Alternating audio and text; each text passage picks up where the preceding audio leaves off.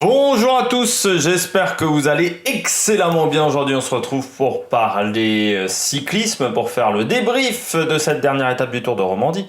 Débrief qui arrive avec un petit peu de retard. On parlera également du général, bien entendu, dans cette vidéo, qui arrive avec un petit peu de retard, parce que dimanche, j'ai fait pas mal de choses dans l'après-midi, ce qui fait que j'ai vu le contre-la-montre le soir. J'ai encore fait des choses ce lundi. Donc ça n'arrive que tardivement ce lundi soir. Contre-la-montre qui était de 16 km avec une petite section en pavé. Je vous l'avais pas annoncé sur la vidéo, sur la preview de cette étape numéro 5, sur cette présentation de l'étape numéro 5.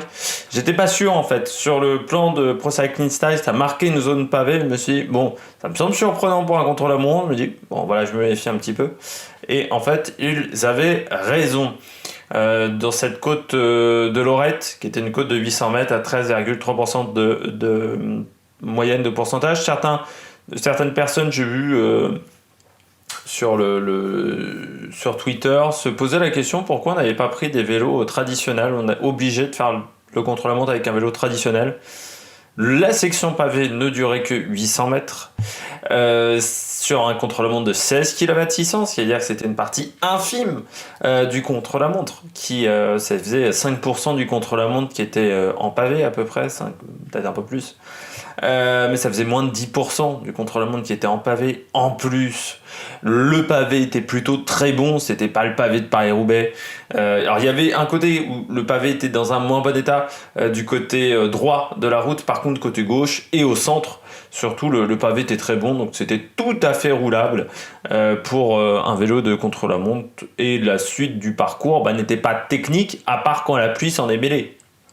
Sinon, c'était un parcours vraiment très intéressant. Et on s'aperçoit que personne n'a pris un vélo traditionnel, c'est qu'il y avait bien une raison. N'hésitez pas à vous abonner à la chaîne, n'hésitez pas à mettre un pouce bleu, n'hésitez pas à réagir dans les commentaires, à partager cette vidéo dans les commentaires, n'hésitez pas. Alors, deux choses dans les commentaires. Premièrement, n'hésitez pas à me dire quel coureur vous a plu, quel coureur vous a déplu. Deuxième chose, on va tenter de faire ça cette semaine. Posez des questions. Pour le Giro, parce qu'on va faire certainement une vidéo d'avant Giro où je vais essayer de répondre à vos questions. Par exemple, poser vos questions sur Evenepoel, sur les étapes du parcours, sur les sprinters, sur plein de choses. Vous posez des questions en rapport avec le Giro. Et je ferai une vidéo où j'y répondrai. Voilà, donc vous les marquez dans les commentaires en bas. Et je pense pas que j'en prendrai 15 voilà, dans cette vidéo-là, mais j'en prendrai certainement 5 ou 6 pour faire des réponses détaillées. On commence tout de suite par le bilan des Bleus. Du côté du bilan des Bleus, je vais commencer avec le vainqueur du jour, Rémi Cavagna. C'était pas passé loin du côté de Gien, on se souvient, il y avait eu ce dernier coureur qu'il avait fallu dépasser dans ce dernier virage. Du côté de Paris-Nice, Cavagna il tournait autour quand même depuis l'année dernière. Sur le contre-la-montre, on sentait que ça allait potentiellement arriver à un moment. Ça commençait à faire long. Il a profité bien entendu un peu des conditions climatiques, quoiqu'il a quand même pas eu des conditions totalement sèches. Contrairement à Bissegger qui était dans des conditions lui totalement sèches, c'était un peu moins le cas pour Rémi Cavagna. C'était un parcours qui lui convenait parce que un peu comme un Rohan Dennis, ce sont des coureurs qui passent bien les côtes quand même. Alors Rohan Dennis mieux que Cavagna. C'était un parcours qui pouvait lui convenir parce que c'était un parcours qui était vallonné, même s'il a perdu quand même pas mal de temps dans les portions vallonnées. On sent qu'il y avait peut-être aussi un état de fraîcheur un peu moins important pour Rémi Cavagna. Sinon, très bon parcours, encore une fois. Il a emmené un 58, il l'a annoncé sur la chaîne L'équipe. Ce qui était quand même un braquet audacieux sur les portions planes, parce qu'il faut l'emmener le 58, mais il l'a très très bien emmené. Dans les portions de descente, il a descendu très bien également. Voilà, bon, il a profité des conditions, mais il fallait quand même battre Bissegger aussi. Donc voilà, belle journée de la part de Rémi Cavagna. Beau contre-la-montre de la part du Français, belle victoire. Première victoire, deuxième victoire en World Tour, je crois, pour Rémi Cavagna, mais première victoire sur un contre-la-montre en World Tour. Voilà, pour Rémi Cavagna. Je passe au bilan des Bleus, aux autres coureurs. Je commence avec Clément Champoussin. Et Clément Champoussin, eh bien, pour un coureur qui n'a pas travaillé le contre-la-montre dans sa carrière, il fait 40e à 1 minute 23 de Rémi Cavagna. Ce qui n'est pas si mal sur 16 km. Il a perdu moins d'1 minute 30. Je pense qu'il était la limite, on va dire, vraiment haute. pour un coureur, encore une fois, qui n'a jamais travaillé le contre-la-montre. Donc on peut se dire qu'avec un peu de travail, on peut être aux alentours des 50 secondes de retard. Bah ça vous place à côté d'un Ben O'Connor, à côté d'un Stefan Kung qui n'a pas fait un bon contre-la-montre, mais à côté d'un Wilco Kelderman, voire d'un Yon Izagirre. C'est-à-dire que ça vous place quand même pas trop mal avec les coureurs de grand tour du côté de Clément Champoussin. Ça montre aussi 1 minute 23 de perdu, qu'il a plutôt bien réagi à sa journée de samedi où il avait un petit peu explosé, il perd 13 minutes samedi dans la montée finale, donc il a plutôt bien réagi à cette contre-performance ou à cette déception au niveau mental. Il a bien réagi également après une étape qui n'avait pas été qui n'était pas forcément à son avantage aujourd'hui, pour un mec qui n'a jamais roulé sur le contre-la-montre, qui n'avait pas trop travaillé le contre-la-montre. C'est plutôt une belle performance du côté de Clément Champoussin. Je continue avec Ben O'Connor qui au final finit 6ème de ce Tour de Romandie. Dommage pour le contre-la-montre. C'est un petit peu comme Michael Woods qui est juste devant lui au classement général, il perd 50 secondes, mais voilà, il est tombé face à des très très bons coureurs de contre-la-montre. Geraint Thomas et Richie Porte, et face à la surprise Masnada. Du côté de Ben O'Connor, on sait que sur le contre-la-montre il y a encore du travail à faire, il l'a dit, c'est pour ça qu'il est allé chez AG2R, déjà pour avoir un peu plus de responsabilité et surtout avoir une équipe plus solide autour de lui que chez NTT, mais aussi pour travailler un petit peu le contre-la-montre. On sait qu'il est très bon en montagne, il l'a encore prouvé sur ce Tour de Romandie. On sait qu'il est pas mauvais également sur une course de 3 semaines, il l'avait montré l'année dernière sur le Giro. Il lui reste le contre-la-montre quand il aura progressé sur le contre-la-montre. Il est pas si mauvais que ça, encore une fois il finit à 50 secondes. 50 secondes c'est pas si mauvais. Il gagne 10 secondes, il est au niveau de Ghana quoi, quasiment.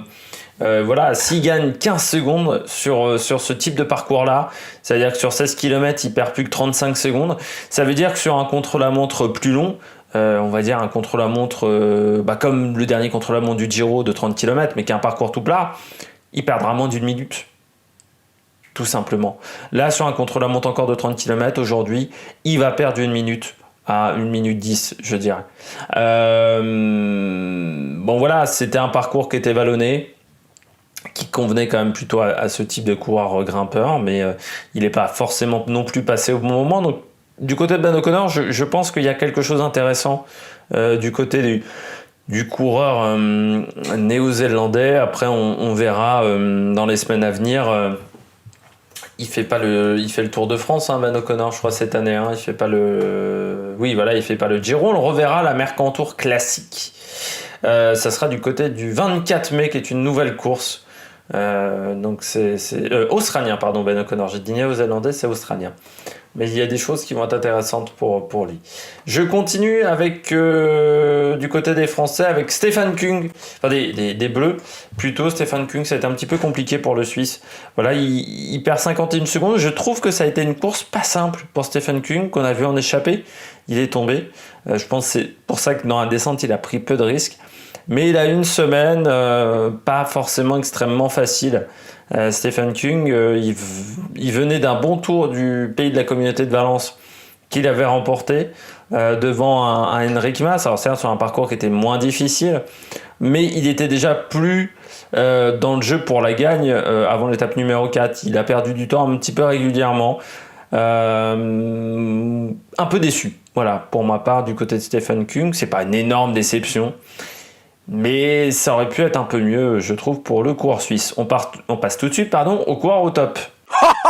Attaque de Marlou! Du côté des coureurs au top, je commence avec le vainqueur du jour, le vainqueur du général, Geraint Thomas. Je vous avais dit dans les commentaires, je crois que pour moi, je pensais que Geraint Thomas allait gagner la course devant Richie Porte, parce que pour moi, Richie Porte était un peu loin, et on s'aperçoit qu'au classement, les deux sont assez proches.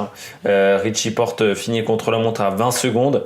Du côté de Geraint Thomas, on est devant lui, à 17 secondes. Il y avait trop de temps pour Richie Porte à rattraper sur ce contre-la-montre. Bon, il finit deuxième à 28 secondes. Ça montre qu'Ineos a encore fait du bon travail. C'est pas la première fois qu'ils font 1 et 2. Il y a même sur une course par étape où ils ont fait 1, 2 et 3 du côté d'Ineos Grenadier. Bon contre-la-montre de la part du coureur britannique. Ça fait du bien de revoir Geraint Thomas aux avant-postes quand même. Alors certes, il n'a pas gagné sur l'étape de samedi. Chute fortuite, mais je vous avais dit Pour moi, c'était une très bonne chose parce que c'est depuis longtemps qu'on ne l'avait pas vu à ce niveau-là en montagne. Et sur le contre-la-montre, il a confirmé ce que j'avais vu sur le prologue, c'est qu'il était pas mal sur le prologue. Dans la montée, il avait fait assis sur la selle, contrairement à Richie Porte qui l'avait fait en danseuse, et il avait quand même été un petit peu impressionnant, Geraint Thomas. Ça fait du bien mentalement, c'est une victoire qui arrive à point nommé. On sait que Geraint Thomas sera l'un des leaders sur le prochain Tour de France avec Gogenhardt certainement. Et que c'était important pour un coureur comme ça de montrer qu'il était en forme. Il est en forme. Il a une forme intéressante, encore une fois, à 2 mois du Tour de France. Il a battu des coureurs qui iront sur le Tour de France, comme Michael Woods, notamment, comme Ben O'Connor. C'est également important mentalement, ça remet un petit peu l'église au centre du village. Mais du côté de Geraint Thomas, ce que j'ai aimé, c'est sa maîtrise de la course, même dans les moments un petit peu difficiles. Du côté d'Ineos également, on peut voir qu'il y a 2 coureurs sur les 3 qui a été protégés qui sont dans le top 10. C'était pas forcément la meilleure équipe Ineos qu'on ait vue de toute l'histoire sur le Tour de Romandie, mais ça fait du bien pour Geraint Thomas, et puis ça impressionne un petit peu, voilà. Mais il y a encore du travail. C'est ça qui est intéressant de voir, c'est que tout n'est pas parfait sur cette course, mais ça permet de montrer que Geraint Thomas est de retour et que Geraint Thomas, malgré l'adversité, on va dire, que ça soit du côté de la starting list, mais également du côté de son erreur lors de la montée, eh bien il a réussi à s'imposer. Je continue avec le deuxième coureur au top sur cette journée. C'est notre ami Masnada. Pourquoi ? Parce que Masnada, pour moi, c'est un bon grimpeur, le coureur de la CCC. C'est également un bon baroudeur. Pour ceux qui se souviennent du côté d'Androni Giocattoli, c'était même... Je vous rappelle, c'était sur le Giro 2019, vous pouvez retrouver la vidéo en cherchant un petit peu sur internet, où j'avais prédit sa victoire lors de, vous savez, je fais mes présentations d'étapes du Giro. À ce moment-là, en plus, c'était la veille que je faisais, parce que c'était à la fin c'était à l'arrivée. Je faisais arrivée de débrief de la journée, plus présentation de l'étape du lendemain. Et j'avais prédit sa victoire en échappée, et j'avais presque prédit le scénario. Quoi, des fois j'ai du cul, mais du côté de Masnada, c'est un coureur que j'affectionne. C'est un coureur qui n'a pas eu une saison 2020 facile. On rappelle, il était chez la CCC, pas payé, il n'avait pas couru, donc lui il a pu changer d'équipe dès le mois d'août. Il a rejoint De Koninck et je pense que c'est un coureur qui est bien chez De Koninck, qui est bien avec Patrick Lefebvre. Et on pense à Joao Almeida, à Evenepoel ou à Lafilippe. Faut pas négliger Masnada, parce que pour moi c'était un coureur bon en montagne. Il a montré une nouvelle facette, Masnada, le contre-la-montre, parce que aujourd'hui, il finit sur le podium, certes 1 seconde devant Soler, mais il finit surtout qu'à 21 secondes de Rémi Cavagna, à 1 seconde de Richie Porte, devant un Cataneo, devant Marc Soler, devant Ion Izagirre, notamment Kelderman, Ben O'Connor. Or, pour moi, il était plutôt du niveau de Ben O'Connor, au niveau du contre-la-montre. C'est-à-dire qu'il lui colle quand même 30 secondes à Ben O'Connor. Ça, c'est très très fort. En montagne, il n'a pas été mauvais non plus.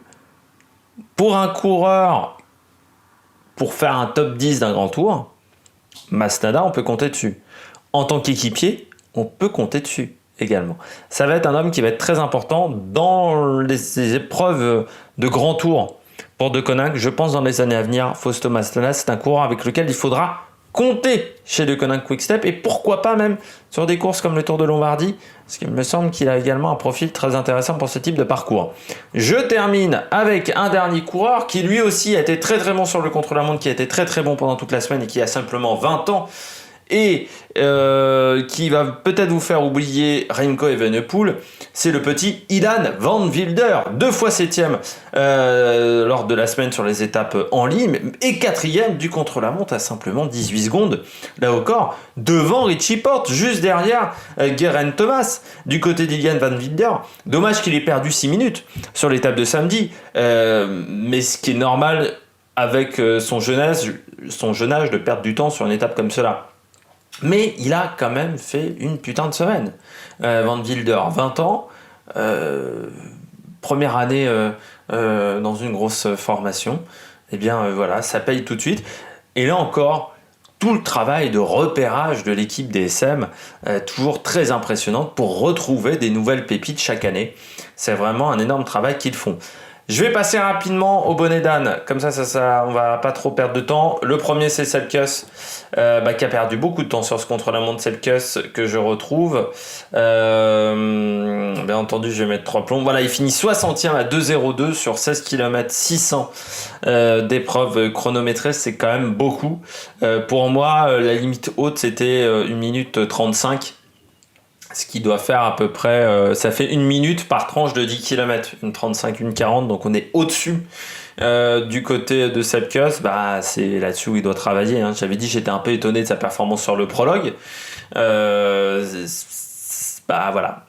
Il est encore trop faible sur le contre-la-montre, Selkes, et ça lui jouera forcément des tours s'il veut gagner des grands tours. Aujourd'hui, Selkes, c'est un très bon lieutenant, c'est un très bon grimpeur, mais ce qui lui manque pour gagner un grand tour, c'est le chrono. Parce que tu peux pas perdre 2 minutes sur une épreuve comme ça, il finit quand même 60e. Le deuxième, c'est Kelderman. Non, pardon, c'est Kelderman. Parce que je m'attendais un peu à mieux sur ce contre-la-montre, il est 13e, c'est-à-dire qu'encore une fois, il est dans les temps de Ben O'Connor. Pour moi, Kelderman, c'est quand même mieux que Ben O'Connor sur un contre-la-montre. Alors peut-être que le parcours a été compliqué pour le coureur néerlandais, peut-être qu'il n'a pas réussi à mettre son rythme en place, mais je m'attendais à mieux de la part de Wilco Kelderman sur cette épreuve, déjà. C'est vrai que je trouve qu'il a été un petit peu en retrait par rapport à d'autres coureurs, et surtout qu'on l'a peu vu. C'est-à-dire qu'il a été défaillant, mais il n'a pas vraiment attaqué sur cette semaine de compétition. Et puis j'ai trouvé également que sur ce contre-la-montre, c'est un peu le résumé de sa semaine. C'est-à-dire que ça a été bof. Voilà, c'est le terme qui résumerait mieux la semaine de Wilco Kelderman. Et on attend un petit peu mieux. Mais lui aussi, il est en phase de préparation pour le Tour de France. Est-ce qu'il rentrait d'un stage en altitude ?